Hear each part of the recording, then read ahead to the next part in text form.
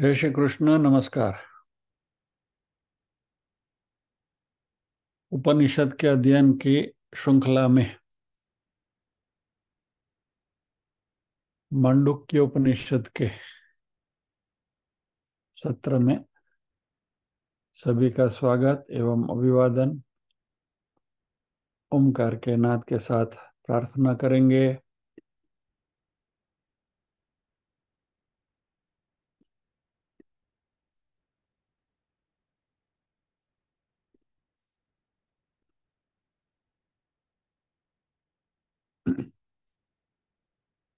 ओम।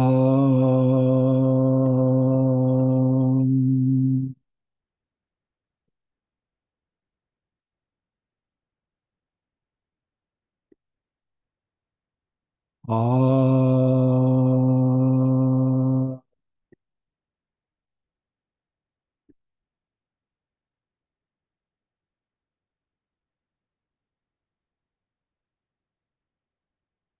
ओम।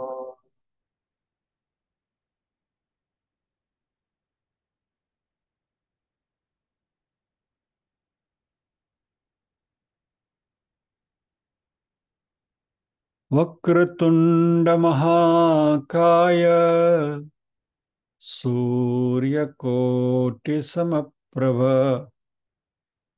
निर्विघ्नं कुरु मे देव सर्वकार्येषु सर्वदा।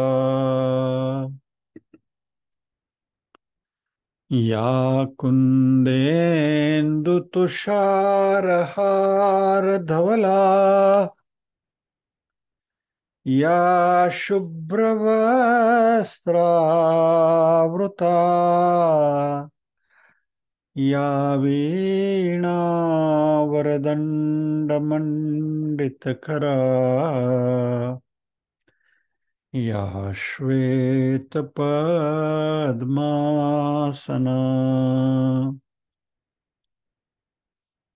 या ब्रह्माच्युतशङ्करप्रभृतिभिर्देवैः सदा वन्दिता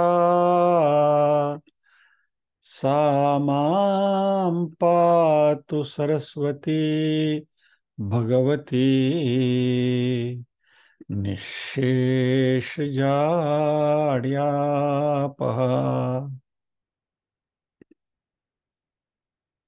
वसुदेवसुतं देवं कंसचाणूरमर्दनम् देवकी परमानन्दम् कृष्णं वन्दे जगद्गुरुम्। ॐ सहना भवतु सहनौ भुनक्तु सह वीर्यं करवावहै तेजस्विनावधितमस्तु मा विद्विषावहै। ॐ शान्ति शान्ति शान्तिः।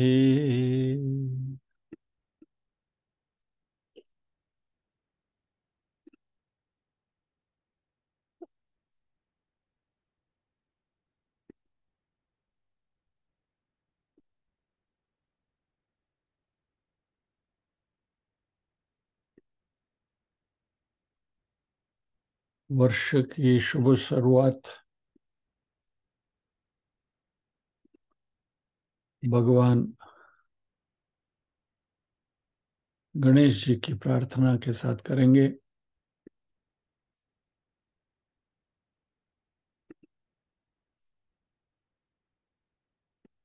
सारेगामा कारवा डिजिटल ऑडियो।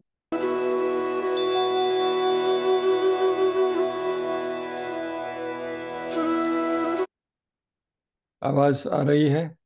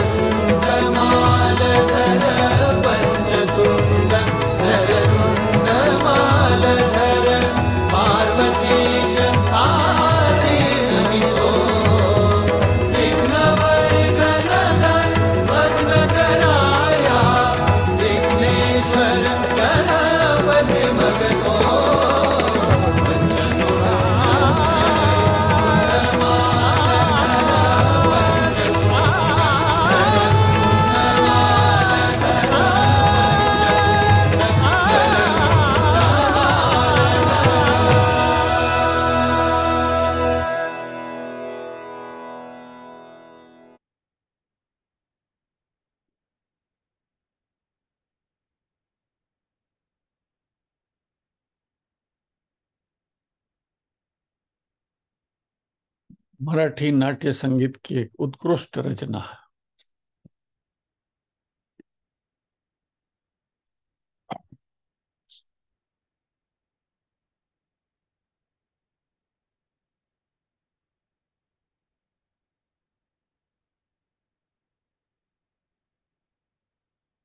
मांडुक्य उपनिषद में प्रवेश करने से पहले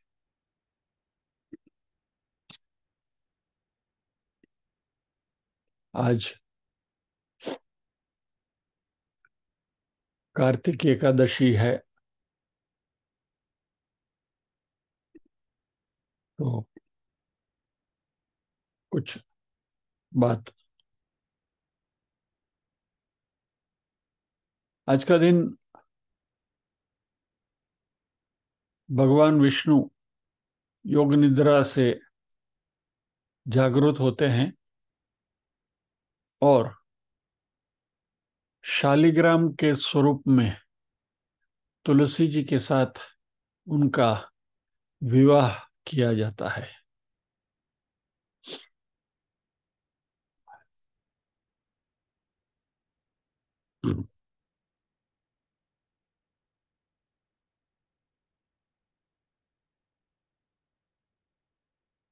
इसमें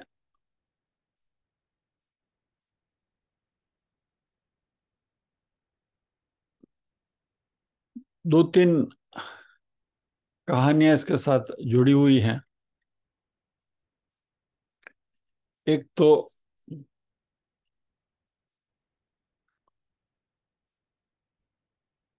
शंखासुर नाम के एक राक्षस के साथ विष्णु जी का बहुत लंबा युद्ध चला था और शंखासुर का उन्होंने वध किया और फिर थक गए थे तो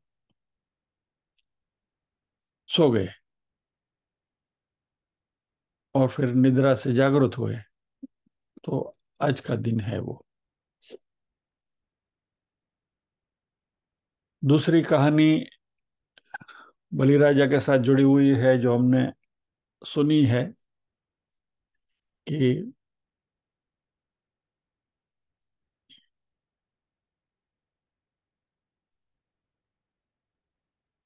बलिराजा जब यज्ञ कर रहे थे और भगवान विष्णु ने वामन अवतार धारण किया था और बलि के पास 3 चरण पृथ्वी की याचना करी थी और तीसरे चरण में बलि को पाताल में भेजा था और बलि की यह निष्ठा देखकर विष्णु ने वरदान मांगने को कहा था।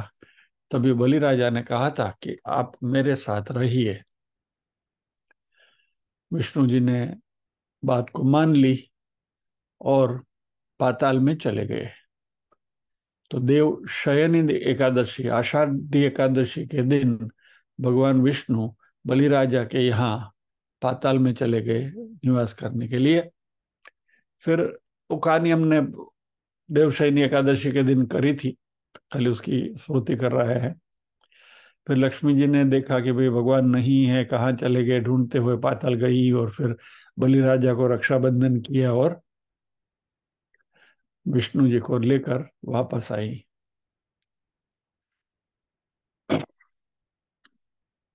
तो ये इस दिन ही हुआ था, ऐसा कहा जाता है। जब वापस लाई तो टुडे वाज द डे। एक कहानी ऐसी है, ये कहानी के 2 रूप है, लेकिन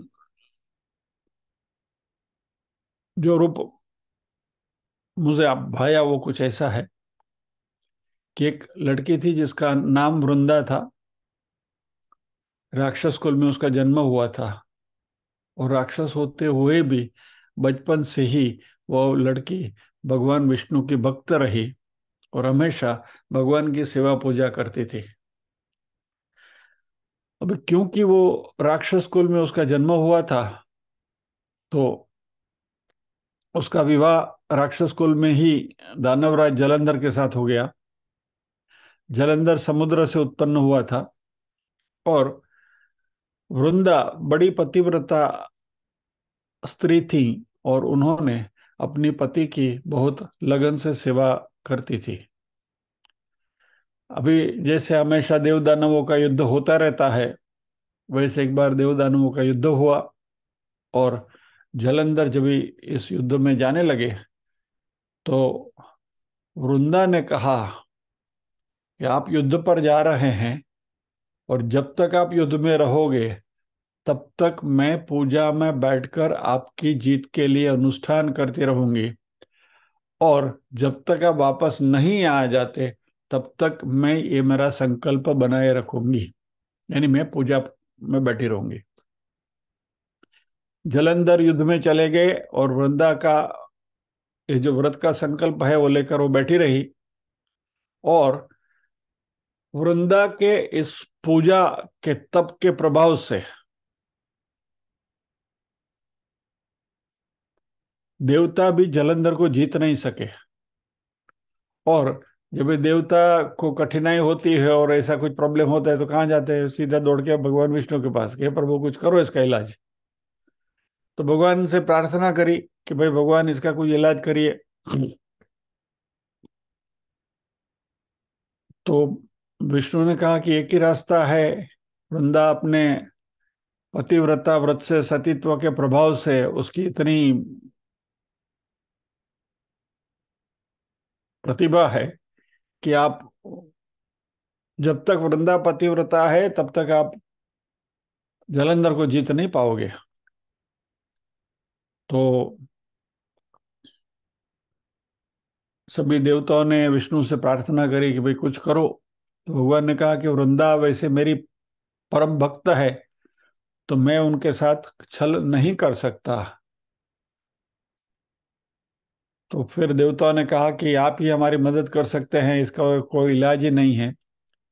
तो भगवान विष्णु ने जलंधर का ही रूप धारण किया और वृंदा जहां पूजा कर रही थी विष्णु की ही, वहां पहुंचे और इतने समय से वृंदा पूजा में बैठी थी और सडनली पति को आते हुए देखा, तो उसने सोचा कि जलंधर युद्ध में विजयी होकर आए हैं, तो फौरन पूजा से उठ गई।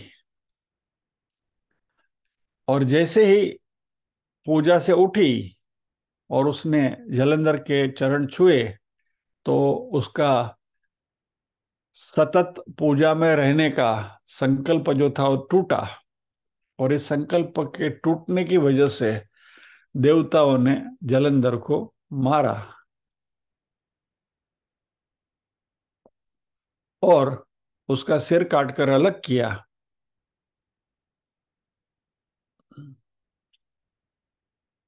जब भी उसने देखा कि यह जलंधर का सिर कटा पड़ा है तो मेरे सामने कौन खड़ा है,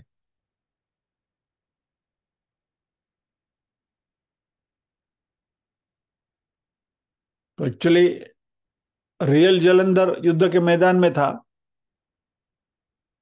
यहाँ वृंदा के सामने विष्णु जलंधर के रूप में खड़े थे और वृंदा ने विष्णु को जलंधर समझते हुए विष्णु का चरण स्पर्श किया। इसकी वजह से इसका वृंदा का पातिव्रत्य भंग हुआ और वहां युद्ध के मैदान में जलंधर का सर काटा गया, और उसका सर वहां से आकर यहाँ वृंदा के पास आया, सामने पड़ा।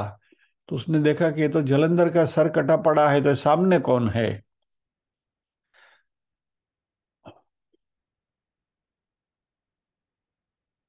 वृंदा सारी बात समझ गई और उसने भगवान को श्राप दिया कि आप पत्थर हो जाओ। भगवान तुरंत पत्थर हो गए। लक्ष्मी जी भी रोने लगी, हाहाकार हो गया, सब प्रार्थना करने लगे। तो वृंदा ने वापस अपने सतीत्व के प्रभाव से भगवान को पत्थर में से अपने स्वस्वरूप में लाने की आने की प्रार्थना करी और पति का सर लेकर वो सती हो गई। और जब ये सती हुई तब उसके राख से जो एक पौधा निकला, उस पौधे को विष्णु जी ने कहा कि आज से इस पौधे का नाम तुलसी रखा जाएगा और एक पत्थर के रूप में मेरी इसके साथ पूजा होगी। तो तब से विष्णु का स्वरूप शालिग्राम के रूप में बना और तुलसी जी के साथ उनकी पूजा की जाती है।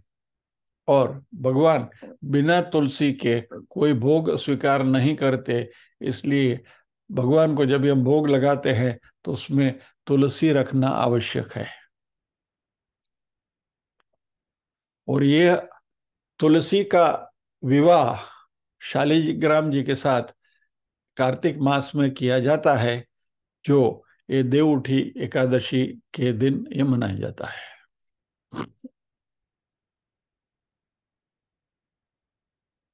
भगवान विष्णु जब एक कहानी कुछ ऐसी भी है कि लक्ष्मी जी ने भगवान से कहा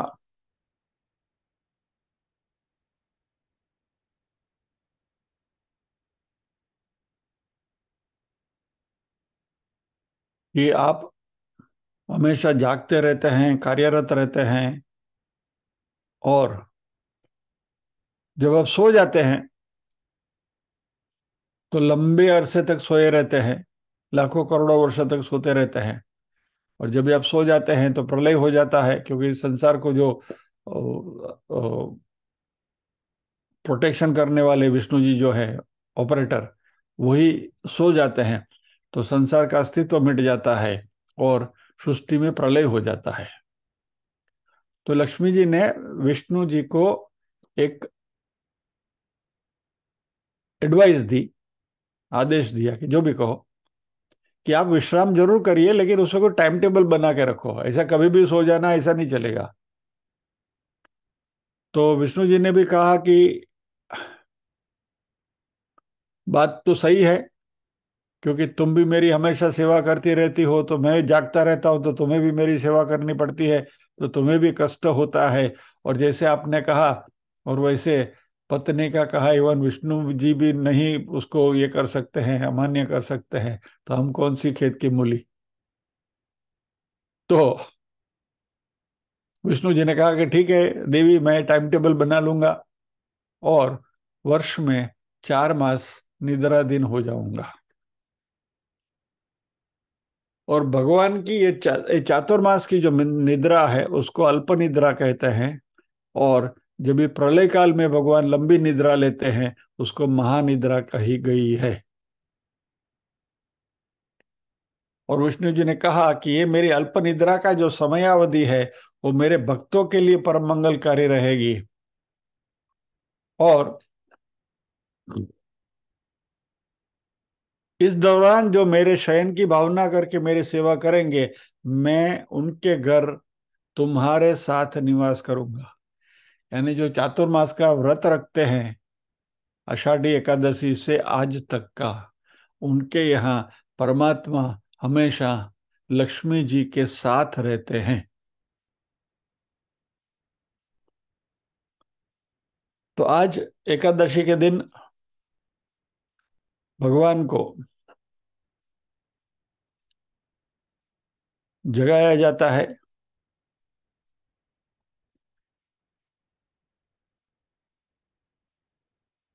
और भगवान जागते ही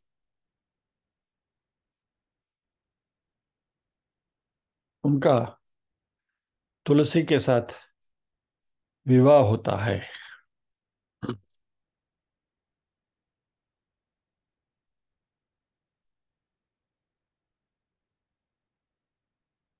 जब भी भगवान योग निद्रा से जागते हैं, तभी वाद्यों का, मंगल वाद्यों का की ध्वनि करते हुए, घंटा शंख मृदंग वगैरह वाद्यों के मंगल ध्वनि के बीच में यह श्लोक पढ़कर भगवान को जगाते हैं। उत्तिष्ठोत्तिष्ठ गोविंद, त्यज निद्राम जगतपते, त्वयि सुप्ते जगन्नाथ, जगत सुप्तमिदं भवेत्। उत्तिष्ठोत्तिष्ठ वाराह द्रंटोस ध्रुतव सुंदरे हिरण्याक्ष प्राणघातिन त्रैलोक्ये मंगलम कुरु।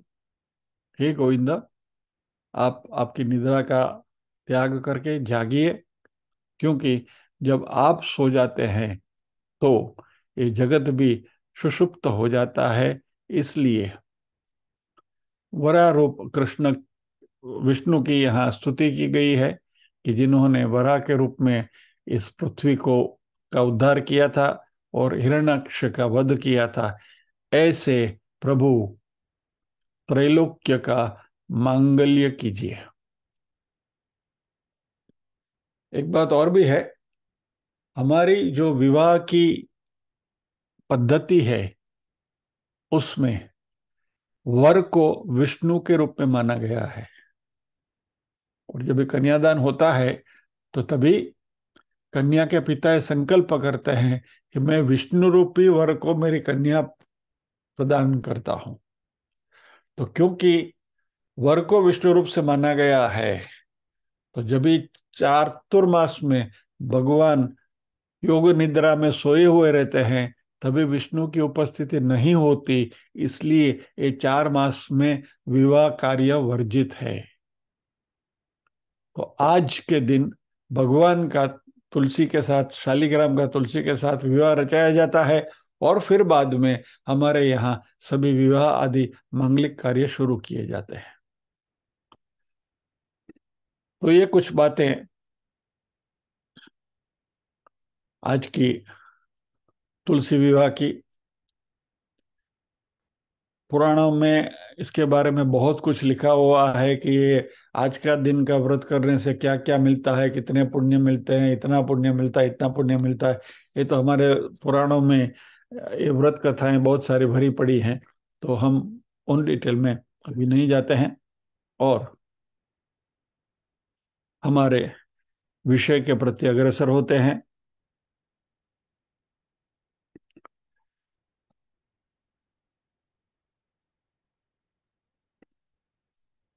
मांडुक्य उपनिषद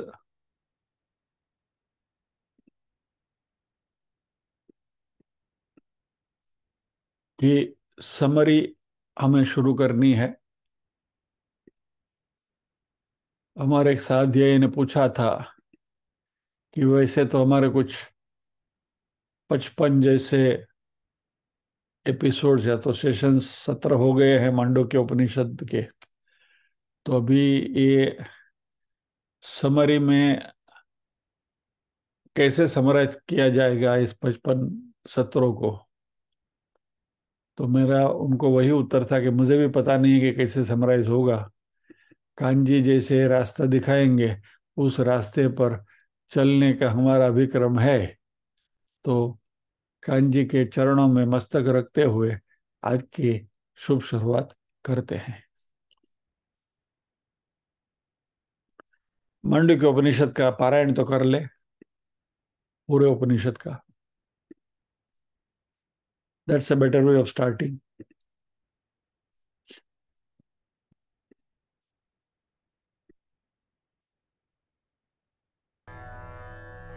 अथ माण्डुक्योपनिषत् शान्तिपाठ। आवाज आ रही है ना? हाँ बस। भद्रं कर्णेभिः शृणुयाम देवाः, भद्रं पश्येमाक्षभिर्यजत्राः, स्थिरैरङ्गैस्तुष्टुवागुंसस्तनूभिः, व्यशेम देवहितं यदायुः। स्वस्ति न इन्द्रो वृद्धश्रवाः, स्वस्ति नः पूषा विश्ववेदाः, स्वस्ति नस्तार्क्ष्यो अरिष्टनेमिः, स्वस्ति नो बृहस्पतिर्दधातु। ॐ शान्ति शान्ति शान्तिः। अथ प्रथमः खण्डः। ओमित्येतदक्षरमिदं सर्वं तस्योपव्याख्यानं भूतं भवद्भविष्यदिति सर्वमोङ्कार एव। यच्चान्यत्रिकालातीतं तदप्योङ्कार एव। सर्वं ह्येतद्ब्रह्म अयमात्मा ब्रह्म सोऽयमात्मा चतुष्पात् इति प्रथमः खण्डः। अथ द्वितीयः खण्डः। जागरितस्थानो बहिः प्रज्ञः सप्ताङ्ग एकोनविंशतिमुखः स्थूलभुग्वैश्वानरः प्रथमः पादः। स्वप्नस्थानोऽन्तः प्रज्ञः सप्ताङ्ग एकोनविंशतिमुखः प्रविविक्तभुक् तेजसो द्वितीयः पादः। यत्र सुप्तो न कञ्चन कामं कामयते न कञ्चन स्वप्नं पश्यति तत्सुषुप्तम्। सुषुप्तस्थान एकीभूतः प्रज्ञानघन एव आनन्दमयो ह्यानन्दभुक् चेतोमुखः प्राज्ञस्तृतीयः पादः। एष सर्वेश्वर एष सर्वज्ञ एषोऽन्तर्याम्येष योनिः सर्वस्य प्रभवाप्ययो हि भूतानाम्। नान्तः प्रज्ञं न बहिः प्रज्ञं नोभयतः प्रज्ञं न प्रज्ञानघनं न प्रज्ञं नाप्रज्ञम् अदृष्टमव्यवहार्यमग्राह्यमलक्षणमचिन्तमव्यपदेश्यमेकात्म्यप्रत्ययसारं प्रपञ्चोपशमं शान्तं शिवमद्वैतं चतुर्थं मन्यन्ते स आत्मा स विज्ञेयः इति द्वितीयः खण्डः। अथ तृतीयः खण्डः। सोऽयमात्मा अध्यक्षरमोङ्कारोऽधिमात्रं पादामात्राः मात्राश्च पादाः अकार उकारो मकार इति। जागरितस्थानो वैश्वानरोकारः प्रथमा मात्रा आप्तेरादिमत्वाद्वा आप्नोति ह वै सर्वान् कामान् आदिश्च भवति य एवं वेद। स्वप्नस्थानस्तेजस उकारो द्वितीया मात्रा उत्कर्षादुभयत्वाद्वा उत्कर्षति ह वै ज्ञानसन्तति समानश्च भवति। नास्या ब्रह्मवित्कुले भवति य एवं वेद।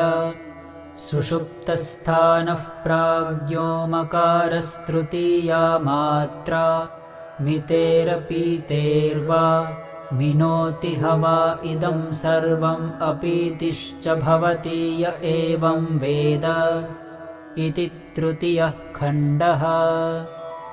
अथ चतुर्थः खण्डः। अमात्रश्चतुर्थो व्यवहार्यः प्रपञ्चोपशमः शिवोऽद्वैत एवमोङ्कार आत्मैव संविशत्यात्मनात्मानं य एवं वेद य एवं वेद इति चतुर्थः खण्डः। समाप्ता च माण्डुक्योपनिषत्। हरिः ओम्।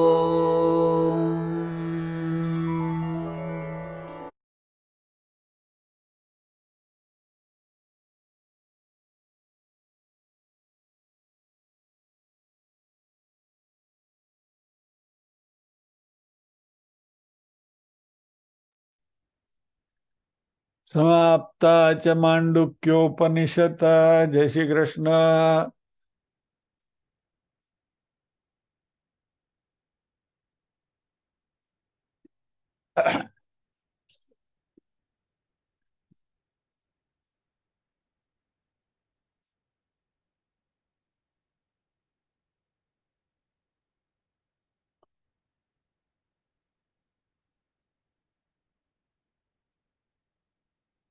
मनुष्य का जन्म दुर्लभ है, बराबर है। जंतु नाम नर जन्मम दुर्लभम। और मनुष्य का जन्म हमें मिला है तो हमारी जो मनुष्य की चेतना है वह हर समय हर परिस्थिति में एक और समान ही रहती है। It is unique and it is always identical the same. यानी हमारी जो चेतना है उसमें कोई फर्क पड़ता नहीं। लेकिन अलग अलग परिस्थितियों में इसी चेतना का अलग अलग अवस्थाओं में अलग अलग प्रकार का अनुभव हमें होता है। और ये सभी अवस्थाएं जो हैं उसकी साक्षी के रूप में अनुभव आत्मा को होता है। तो यह जो बात है यह बात मांडुक्य उपनिषद में की गई है। और मांडुक्य उपनिषद में हमारी इस चेतना के चार स्वरूप जागृत, स्वप्न, सुषुप्ति तथा तुर्य का विश्लेषण किया गया है। वैसे ही ओम जो हमारी धार्मिक और हमारी दार्शनिक सृष्टि का जो परंपरा का जो प्रतीक है उसका भी यहाँ विश्लेषण हुआ है। सो मांडुक्य उपनिषद में दो बातें हैं प्रिंसिपली। एक हमारी चेतना है उसकी चार अवस्थाओं के बारे में विश्लेषण, और दूसरा ओमकार का विश्लेषण। मांडुक्य उपनिषद का संबंध अथर्ववेद से है, वो हमने देखा था। मांडुक्य ऋषि के नाम से इस उपनिषद का नाम रखा गया है। मांडुक्य का अर्थ है मेढक, मंडूक।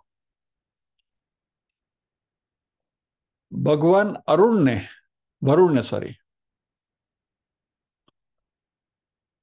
प्रणव या तो ओमकार का महत्व उजागर करने के लिए मेढक के रूप की कल्पना करी थी और इसे ओमकार को ब्रह्म के प्रतीक के रूप में प्रस्तुत किया था। उपनिषदों में यह सबसे छोटा उपनिषद है, 12 मंत्रों का ही है। लेकिन इस छोटे मंत्र में हमारे वैदिक संस्कृति के जो उपदेश हैं उसका सार तत्व इसमें समाविष्ट किया गया है। उपनिषद की भाषा बहुत संक्षिप्त है लेकिन इसका अर्थ बहुत बड़ा व्यापक है। शंकराचार्य जी के दादा गुरु गौड़पाद जी ने इसके ऊपर कारिकाएं लिखी हैं और अद्वैत वेदांत का सुव्यवस्थित प्रतिपादन इस कारिका के द्वारा किया गया है। और शंकराचार्य जी ने भी मांडुक्य उपनिषद और कारिकाओं के ऊपर टीका लिखी है, भाष्य लिखा है।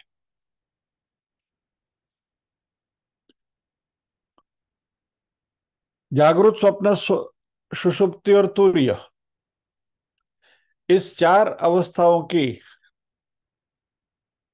यह उपनिषद विश्लेषण करता है, जांच करता है। और इस विश्लेषण के द्वारा हमारी जो सत प्रकृति है, सत्य यानी टू बी, हमेशा रहने की, उस प्रकृति को उजागर करता है। आत्मा को स्थूल वस्तुओं की जब अनुभूति होती है तब उसको वैश्वानर कहा गया। सूक्ष्म वस्तुओं का अनुभव जब होता है तभी तेजस कहा गया। अव्यक्त की अनुभूति जब होती है तभी प्राज्ञ कहा गया। और अद्वैत, अदृश्य और अवर्णनीय आत्मा जो है वह तुरीय के नाम से यहां बताया गया है। इस उपनिषद में सत के ऊपर ध्यान करने के लिए, क्योंकि सत्य जो है वह, उसका कोई रूप रंग तो है नहीं, फॉर्म नहीं है, गुण नहीं है, बराबर, कैरेक्टरलेस है, फॉर्मलेस है। तो अभी उसका ध्यान कैसे करें? तो ध्यान करने के लिए ओम का सिंबल दिया गया है, चिन्ह दिया गया है, और इस चिन्ह के बारे में भी यहाँ चर्चा की गई है। ये ओम में संसार के सभी ध्वनि इसके अंदर निहित है, और यह ओम अनाहत नाद है जो 3 अक्षरों से बना हुआ है, अ उ और म।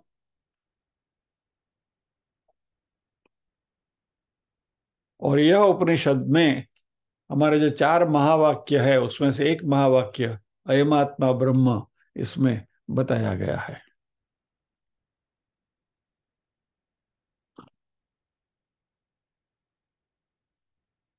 ओम का अर्थ है जो अक्षय है या तो अमर है।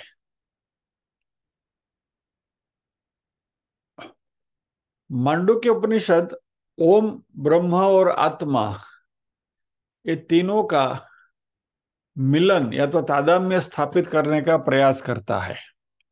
और इसमें लॉजिक ये दिया गया है, या ब्रह्म कहो, ओम कहो या आत्मा कहो, ये सब कुछ एक ही है।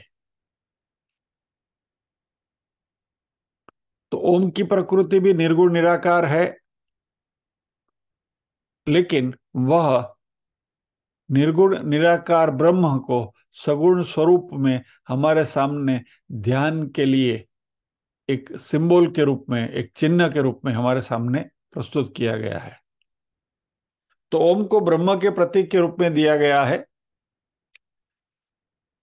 तीनों काल से वो जुड़ा हुआ है, भूत, वर्तमान और भविष्य। ओम सार्वत्रिक है, इटर्नल है। इसलिए ओम इत्या ओम इति एक अक्षरम इदम सर्वम, ऐसा मांडुक्य उपनिषद ने कहा है।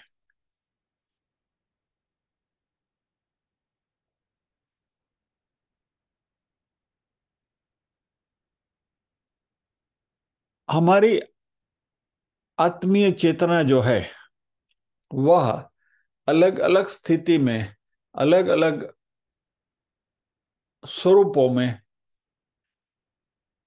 अनुभव उसका किया जा सकता है। और 4 अवस्था जो यहाँ बताई गई है, वैश्व, तेजस, प्राज्ञ और तुरीय, ये 4 नाम चेतना की ये 4 अवस्थाओं का संबंध बताता है। एक बात समझते हुए चले कि हमारा जो शुद्ध चैतन्य है उसका कोई नाम नहीं है, आकार नहीं है, रूप नहीं है, कुछ नहीं है।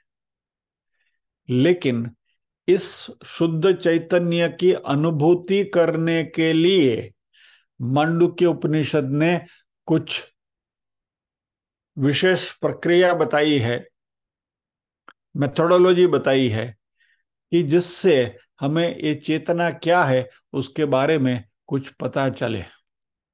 तो इस चेतना को 4 अवस्थाओं में मांडुक्य उपनिषद ने डिवाइड करके हमारे सामने रखा: जागृत अवस्था, स्वप्न और सुषुप्ति। और चौथी जो है वो आध्यात्मिक या तो अनुभवातीत अवस्था जो है, जिसको हम तुर्य कहते हैं।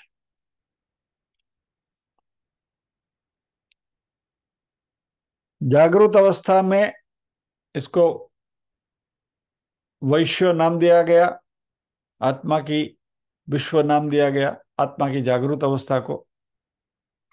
और जागृत अवस्था में चेतना बाहरी वस्तुओं के साथ जुड़ी हुई रहती है। तो जागृत अवस्था में हमारी गतिविधियां जो है, उसका क्षेत्र या तो उसका स्फीयर ऑफ इन्फ्लुएंस जो है वो एक्सटर्नल है, बाहरी वस्तुओं के साथ उसका हमें बोध होता है। चेतना की दूसरी अवस्था जो है वो स्वप्न अवस्था है, जो अंदर के क्षेत्र में, स्वप्न के क्षेत्र में वो क्रियान्वित होती है। It is active inside, with in. यह आंतरिक अवस्था है, और यह हमारे मन के जो स्पंदन है या तो मानसिक तत्व जो है उसका हमें बोध कराती है, और सूक्ष्म वस्तुओं का आनंद दिलाती है। और इस अवस्था में आत्मा को तेजस नाम दिया गया। तेजस यानी आंतरिक और मानसिक अवस्थाओं की चेतना। इसी चेतना की तीसरी अवस्था सुषुप्ति, गहरी निद्रा है, और इसकी जो अनुभूति जो कर रहा है उसको प्राज्ञ नाम दिया। और यह जो अनुभव करने वाला है वो सभी इच्छाओं से पर होता है, क्योंकि वो न तो बाहरी इच्छाओं से जुड़ा हुआ रहता है, न तो स्वप्न के साथ जुड़ा हुआ रहता है, और इसे ज्ञान का भंडार माना गया है। क्योंकि इस अवस्था में आत्मा अपनी स्वयं की अवस्था को साक्षी रूप में उसकी अनुभूति करता है। लेकिन यह जो तीसरी अवस्था जो है सुषुप्ति की, वह भी कायमी, परमानेंट नहीं है, टेम्पररी है। इसलिए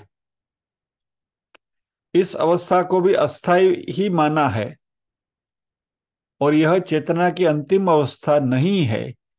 चेतना की जो अंतिम अवस्था जो है, अनुभवातीत अवस्था, जो चौथी अवस्था है जिसको तुरीय कहा गया, उसमें आत्मा वास्तविक रूप से अपने स्वयं स्वरूप में स्थापित हो जाता है। यानी सुषुप्ति में आत्मा अपने स्वरूप को टेम्पररी रूप में उसके साथ उसका तादात्म्य होता है, आत्मानंद की प्राप्ति होती है। जब भी गहरी, ये बात हमने करी थी, जैसे जब भी हम गहरी नींद से बिल्कुल साउंड स्लीप होती है और जब भी उठते हैं तो हमें एक प्रकार का अनूठा आनंद होता है, एक अनूठी एक अनुभूति होती है। तो इसका रीजन क्या है कि जो हमारा आत्म तत्व है वो अपने स्वयं स्वरूप में लीन हो जाता है, लेकिन वो फॉर ए टेम्पररी पीरियड। तो सुषुप्ति जो है वह हमें उसी आत्म तत्व की अनुभूति कुछ हद तक कराती है, लेकिन यह आत्म तत्व अपने स्वस्वरूप में हमेशा स्थित रहने की जो अवस्था है वह तुरीय है, और वहां जो आनंद है वह अनेक गुना है।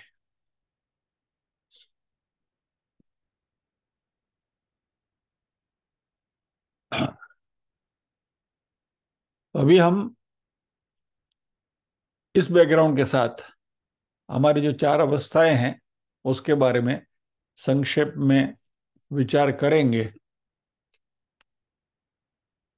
लेकिन आज इतना ही।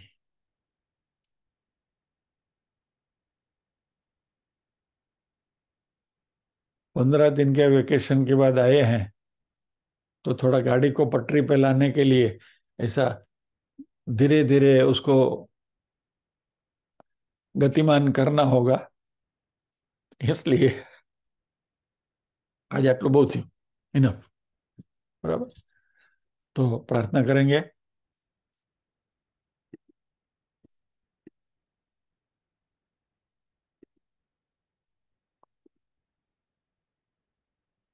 ओम असतो मा सद्गमय, तमसो मा ज्योतिर्गमय, मृत्योर्मा अमृतंगमय।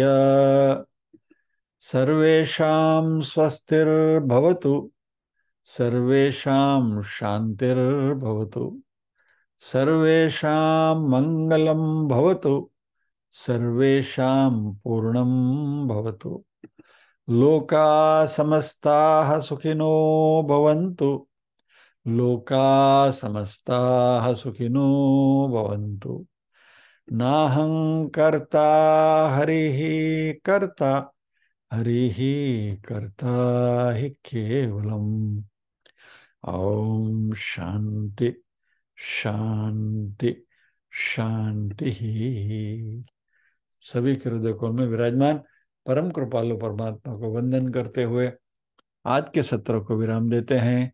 अगले गुरुवार फिर मिलेंगे मांडुक्य उपनिषद के इसी संक्षिप्त विवरण के साथ।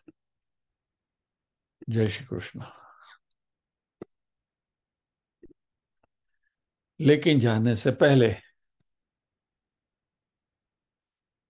नए साल में कुछ नया भी करेंगे। को एक शुरुआत करनी है, और आप सबसे बताया गया था कि आप जो अध्ययन करते हैं, श्रवण होता है, मनन होता है, निधिध्यासन भी होता है, तो उसकी आपकी जो अनुभूति है, या तो इसके बारे में आपके जो विचार हैं, यदि आप यहाँ रखना चाहें तो आप रख सकते हैं। और फॉर्चुनेटली हमारे साथियों में से एक स्वयं स्फुरित सजेशन आया कि वह अपनी प्रस्तुति करना चाहते हैं। तो सबसे पहला प्रस्ताव आया है हमारे नवनीत भाई की ओर से। तो कल शुक्रवार को नवनीत भाई अपनी प्रस्तुति करेंगे। उसके बाद वाले शुक्रवार को हमारे मॉनिटर साहब आदेशदाता अपनी प्रस्तुति करेंगे अगले शुक्रवार को। तो ये शुरुआत तो 2 साध्यायों से हुई है, और I hope this will be A motivating factor for all of you. आप सबको इससे प्रेरणा मिलेगी, आप मोटिवेट होंगे, और अपने अपने नाम मुझे भेजते रहिए, ताकि हर शुक्रवार को आपको अपनी बात कहने का मौका मिले। तो विद दिस नोट आज के सत्र को यहाँ विराम देते हैं। कल मिलेंगे भगवत गीता के अध्ययन के लिए। तब तक जय श्री कृष्ण।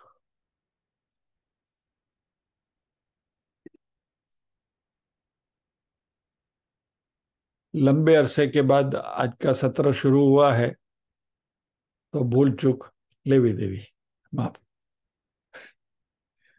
जय श्री कृष्ण।